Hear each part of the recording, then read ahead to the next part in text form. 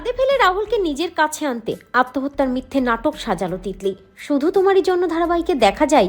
মনে মনে ভেবেই নাই তিতলি, রাহুল তোমাকে তো আমার কাছে আসতেই হবে, আর দিদিভাইয়ের সাথে তোমার ডিভোর্স আমি করিয়েই ছাড়বো।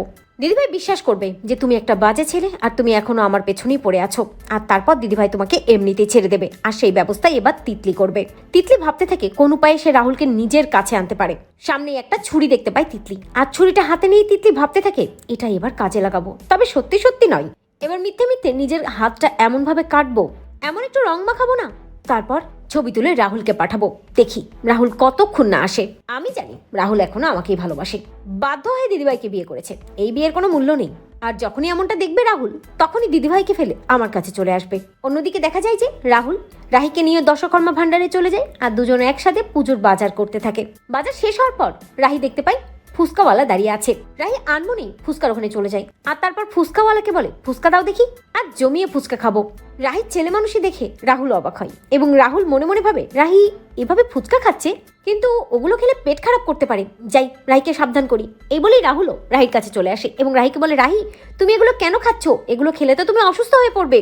অন্যদিকে তিতলি নিজের হাতে আচ্ছা মতো রং টং মাখিয়ে পাশে ছুরিটা রেখে একটা ছবি তুলে রাহুলকে পাঠায়। রাহুল নিজের ফোনটা বের করে, আর তারপরে নোটিফিকেশনটা দেখেই রাহুল ছবিটা অন করে। যখন এই ছবিটা দেখে রাহুল ভাবতে থাকে এগুলো কি পাঠিয়েছে তিতলি, এসবের মানে কি, এগুলো কি সত্যি নাকি তিতলির নাটক?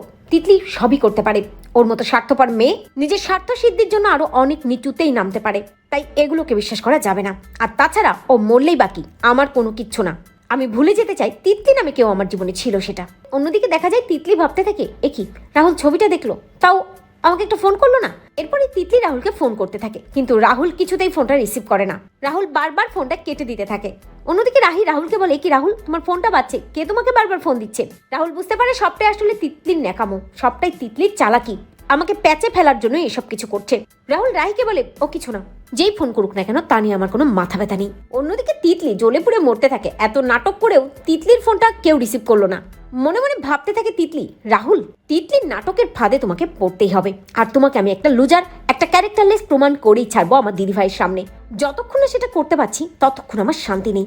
তো বন্ধুরা তোমরা এটা চাও তো যে তিতলির এই ভয়ঙ্কর নাটকগুলো যেন একেবারেই বিশ্বাস না করে রাহুল, রাহুল যেন তিতলির এই নাটক ধরে ফেলে? কমেন্ট করে জানাতে ভুলো না।